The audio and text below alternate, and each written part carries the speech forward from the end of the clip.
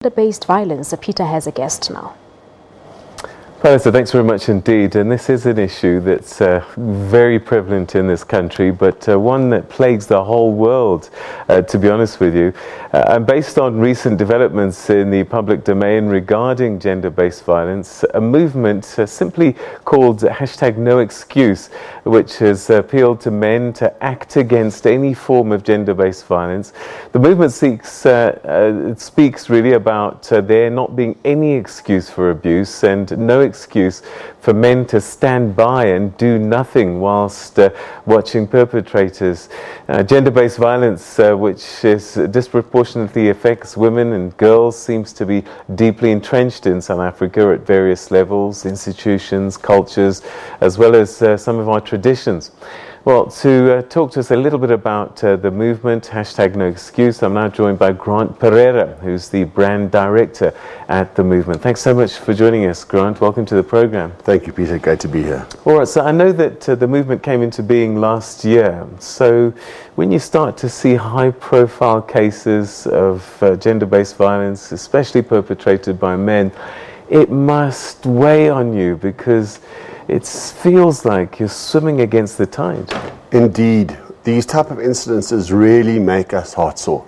Because as men and as a movement that is to champion men, we want men to take action in their communities against gender-based violence. And when this happens, when these incidents happens, it feels like we're taking a step backwards. But you know what, Peter? I know we're taking bigger steps forward.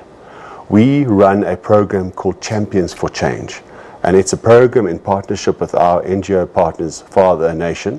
And it's a program about creating positive role models amongst men in society. And that program, which has been going now for the last 3 or 4 months, and we have taken it nationally for the rest of the year, we want to create these champions in each community because it is up for men to make the difference.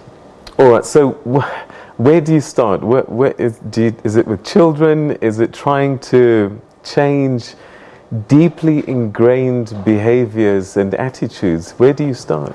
Well, where we start off with is men, because we believe that as a brand we should speak to men, and if we are going to stand for what it means to be the best of men, we must deal with what is the worst of men, which is the abuse of women after the abuse of alcohol. And that's the point of no excuse, is to say to men, adult males, take action against abuse in your communities. You are the champions that can make a difference in your society. You are the South African men that can show the world that we do not tolerate gender-based violence and that we can make a difference in the lives of our sons and our daughters. A lot of it has to do with culture, a lot of it with traditions, and I just wonder how long our journey is going to be. You know, I'm reminded that not so long ago in the UK, there's this expression that we use called the rule of thumb. And what it was a judge said that you're not allowed to beat your wife with a stick bigger than the size of your thumb, which means that it was an entrenched, believed that you could discipline your wife. It's not so prevalent there in the UK now in terms of a culture, although they do it. What about us? You know, it is, well, as you say, this deep entrenched view of toxic masculinity comes from a system of patriarchy that we must systematically dismantle in this country. We're a country of equals and we should believe together in a gender equal future. So I know that it's a long road ahead, and I don't make any apologies for the fact that we as a brand and as a movement will take it deathly serious any events of gender-based violence. But we know that with the right intervention amongst the right men, and ordinary South Africans saying, we're not going to be part of that future, we're going to be part of a better future, I know we'll make a difference. And these ideas of patriarchy, and especially it manifesting itself in toxic masculinity, there's no excuse in culture or alleged tradition around that. I think those are excuses people make for behavior that is clearly unacceptable. And that's why we proudly say there is no excuse for women abuse, and the abuse of alcohol is never an excuse. The other thing that you're talking about is there's no excuse of being a bystander and watching abuse and knowing that people do it. What should men do? Well, that is a very great way you've summarized it. Men must do 3 things we really ask them. Is first, if you see and witness abuse happening in your communities, stand up, go to the police, go to community organizers. The change starts with you. The second thing we ask men is to make sure that you never tolerate the abuse of alcohol leading to the abuse of women. And so call out your friends and your colleagues if they're abusing alcohol and then abusing women. And finally, we really ask men to become role models in your communities. Our sons need positive role models. They need men to step up and say, we're going to be the champions of our own society.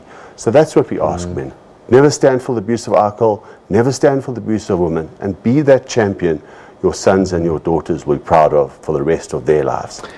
Should we be cutting off and ostracizing these people? Because they are our friends, our brothers, sometimes even our parents that we're seeing doing these things, and we're sitting next to them having a drink, knowing that chances are if he goes home upset he's going to hit his wife, and we see it.